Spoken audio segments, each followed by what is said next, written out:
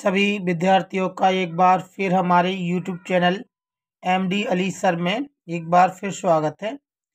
आज हम आपके लाए हैं कक्षा 10वीं का यूनिट 12.1 का पहला सवाल, जो परीक्षा की दृष्टि से बहुत ज़्यादा महत्वपूर्ण है।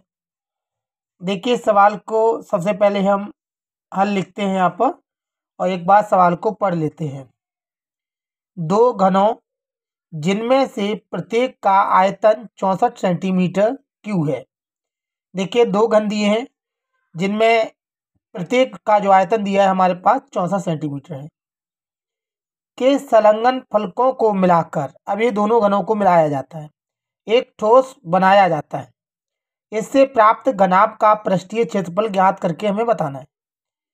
देखिए, ये वेरी IMP क्वेश्चन है। सबसे पहले हम यहाँ लिख देते हैं, दिया है घन का आयतन, घन का आयतन हमारे पास दिया है 64 सेंटीमीटर क्यूब। अब हम देखेंगे हमारे पास जो दिया गया है घन का आयतन 64 सेंटीमीटर क्यूब है। हम जानते हैं घन का आयतन होता है एक क्यूब, यानी भुजा का क्यूब, 64 का 64। हम यहाँ पर देखेंगे एक का ये क्यू इधर से हटाएंगे तो इधर ये घनमूल हो जाएगा 64। अब हम यहाँ पर देखेंगे एक का ये यहाँ पर भुजा है, 64 का क्यू देखेंगे हम तो 4 होता है सेंटीमीटर। अब देखिए, यहाँ पर दो घनों को जोड़ा जा रहा है। चलिए हम दो घन बनाते हैं यहाँ पर सवाल में। देखिए, एक घन हमने ये बनाया है,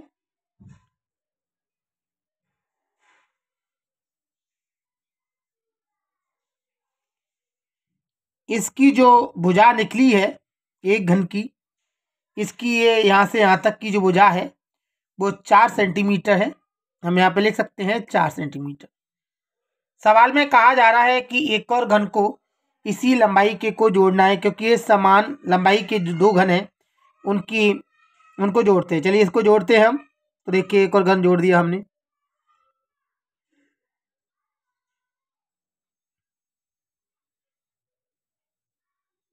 ये हमने जोड़ दिया तो हम देखेंगे ऊंचाई वही रहेगी, केवल लंबाई में परिवर्तन आएगा, 4 सेंटीमीटर और हो जाएगी। मतलब कुल लंबाई हो जाएगी 4 और 4 8 हो जाएगी, 8 सेंटीमीटर। लेकिन इस जो नए घनाभ बना है इससे हम लिखेंगे दो घनों से जोड़कर बना घनाभ के लिए। अगर हम देखें तो लंबाई हमारे पास 4 और 4 8 हो चुकी है, 8 सेंटीमीटर। ऊंचाई या चौड़ाई हम जानते हैं कि घनाभ की जो 4 थी वो 4 ही रहेगी, 4 सेंटीमीटर।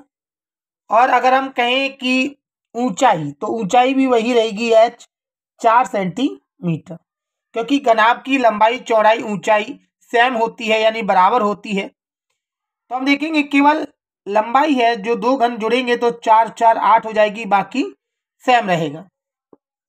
अब हम देखेंगे इस घनाभ का पृष्ठीय क्षेत्रफल हमें ज्ञात करके लाना है। सवाल हमसे कह रहा था कि इस प्रकार प्राप्त घनाभ का पृष्ठीय क्षेत्रफल ज्ञात कीजिए। चलिए हम पृष्ठीय क्षेत्रफल ज्ञात कर रहे हैं। घनाभ का पृष्ठीय क्षेत्रफल, घनाभ का पृष्ठीय क्षेत्रफल होता है 2 इंटू लंबाई इंटू चौड़ाई प्लस चौड़ाई इंटू ऊंचाई प्लस ऊंचाई इंटू लंबाई। ये दो जैसा का जैसा। लंबाई देखेंगे हम 8 है, इंटू चौड़ाई देखेंगे 4 है, प्लस चौड़ाई देखेंगे 4 है, और ऊंचाई देखेंगे हमारे पास 4 है, प्लस ऊंचाई देखेंगे 4 है, और लंबाई देखेंगे 8 है। हम यहाँ पर देखेंगे 2 का 2, 4 का गुणा 8 से करेंगे तो 8 चौक 32 हो जाएगा, प्लस 4 4 का गुणा करेंगे तो 16 हो जाएगा, 8 का 4 से गुणा करेंगे तो 8 चौक 32 हो जाएगा। हम आगे देखेंगे इस सवाल में 2 का 2, इन सबको जोड़ेंगे, 32 32 64 होता है, 64 में अगर हम 10 जोड़ें तो 74 होता है, 74 में अगर हम 6 जोड़ेंगे तो 80 हो जाएगा। अगर मैं 80 का गुणा 2 से करता हूँ तो 160 हमारा आंसर आएगा सेंटीमीटर। क्षेत्रफल है इसलिए से वर्ग लिखेंगे, वर्ग सेंटीमीटर। अतः लिख सकते हैं हम इस सवाल में, देखिए यही हमारे सवाल का आंसर हो चुका है। अतः घनाभ का पृष्ठीय क्षेत्रफल, पृष्ठीय क्षेत्रफल हमारे पास है 160 सेंटीमीटर स्क्वायर है। यही हमारे सवाल का आंसर है।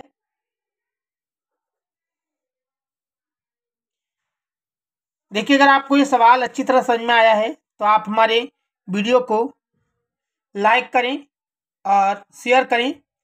अगर कोई दिक्कत आ रही है, आपको अच्छी तरह समझ में नहीं आया है, तो आप हमें कमेंट करके ज़रूर बताएं। अगला सवाल देखिए, हम अब इसी एक्सरसाइज का इम्पोर्टेंट देखने वाले हैं।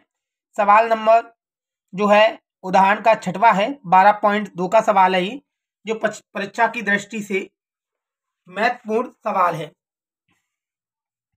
सवाल है हमारे पास, एक जूस बेचने वाला अपने ग्राहकों को आकृति में दर्शाए गिलासों से जूस देता है।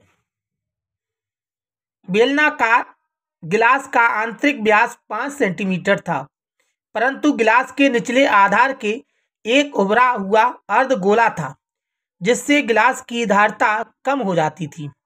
यदि एक गिलास की ऊंचाई 10 सेंटीमीटर थी तो गिलास की आभासी धारता तथा उसकी वास्तविक धारता ज्ञात कीजिए।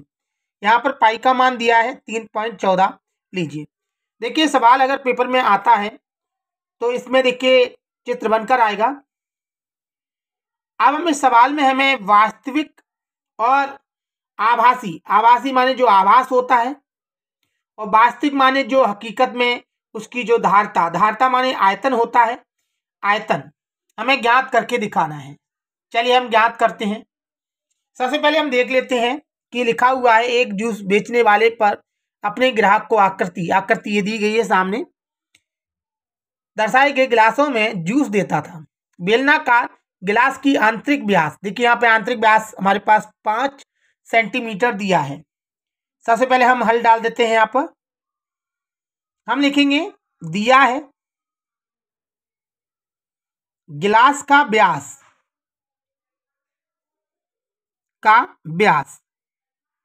देखिए व्यास को हम 2r बोलते हैं, यानी 2 इंटू रेडियस यानी त्रिज्या, बराबर दिया है हमारे पास 5, जो हम देख सकते हैं 5 सेंटीमीटर से दिया है, तो 5 सेंटीमीटर।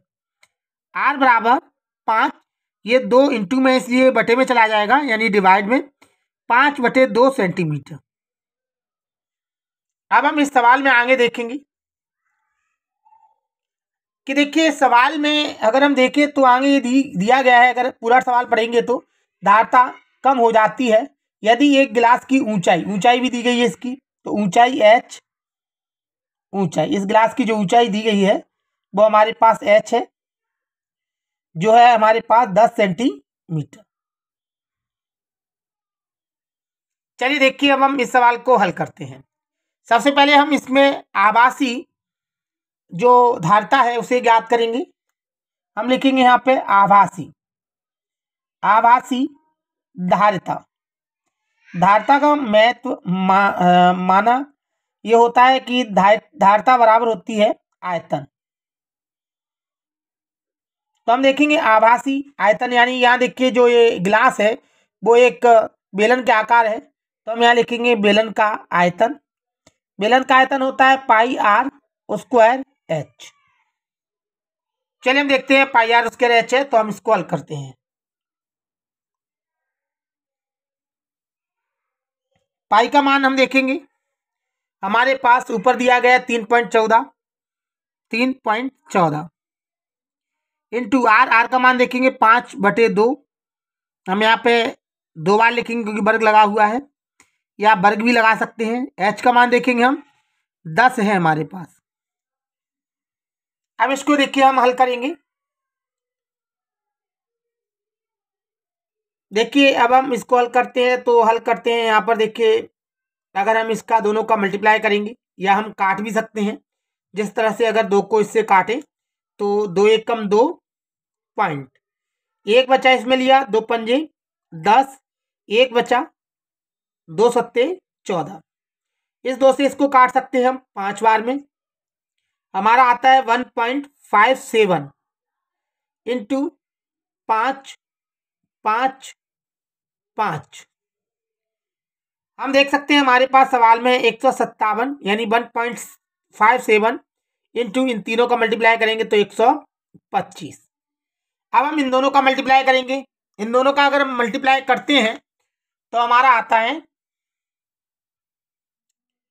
196.25। क्षेत्रफल है, सॉरी आयतन है, इसलिए हम यहाँ पे क्यू रख देंगे, सेंटीमीटर क्यू। देखिए इसका इससे मल्टीप्लाई करके देखें, ये इसका आंसर आ गया है। अब हम आगे करेंगे। अब हमें यहाँ पर ये जो वास्तविक धारता है वो निकालनी पड़ेगी। हम लिखेंगे वास्तविक धारता।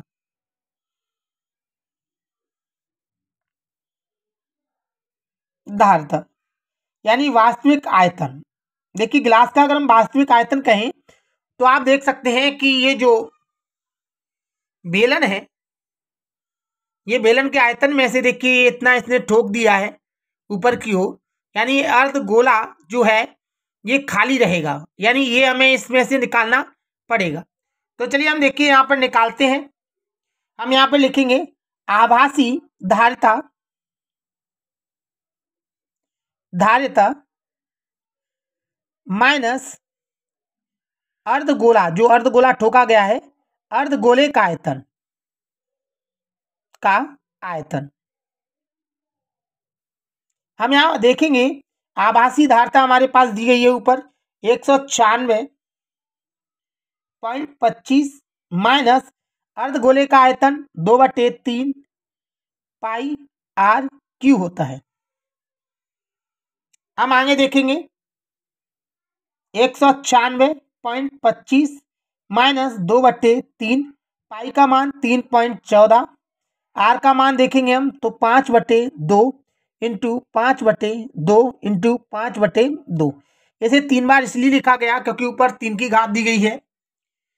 अब हम यहाँ पर देखेंगे इस 2 से इस 2 को काट देते हैं, इस 2 से इसको काटेंगे 157 बार में हमने ऊपर काटा था। 2 से देखिए अब नहीं कट रहा, इसलिए इस 2 को जैसा का जैसा लिखें। इस 2 नहीं कट रहा है, इसे जैसा का जैसा लिखें। अब हम यहाँ पर देखेंगे 196.25 ये जैसा का जैसा माइनस, देखिए हम इन सबका मल्टीप्लाई करेंगे, या ऐसा भी कर सकते हैं कि देखिए अगर कोई 3 से कट रहा है तो काट सकते हैं, अगर नहीं कट रहा तो ना काटें। अगर देखिए हम इसका इससे मल्टीप्लाई करते हैं तो हम देखेंगे यहाँ पे देखेंगे 1.57 है हमारे पास, इन तीनों का गुणा करेंगे तो 125 आ जाएगा हमारे पास। 125 बटे में हम देखेंगे हमारे पास एक तो ये 2 बचा है, एक ये 3 बचा है, अगर इसका इससे गुणा करेंगे तो 3 दूनी 6 हो जाएगा। अब हम यहाँ पर देख सकते हैं 194.25 माइनस इन दोनों का मल्टीप्लाई करेंगे तो 194.25 आएगा, बटे में हमारे पास जाएगा 6। चलिए अब हम आगे देखेंगे 194 जैसा का जैसा 0.25 का 25 माइनस इसका इससे भाग देंगे, 6 का भाग अगर देंगे तो 6 18, बचे हमारे पास 1, 6 दूनी 12, बचा 4, पॉइंट की जगह पॉइंट 4 इसमें लिए तो 6 सत्ते 42। और अगर हम 6 का भाग इसमें देंगे तो चाहे तो हम 0 लिख सकते हैं, चाहे 6 कम 6 लिख सकते हैं। ये लमसम है यानी लगभग है। अब हम देखिए इसको इसमें से घटा देंगे, 15 में सॉरी 5 में से 1 घटाएगा तो 4 बचेगा,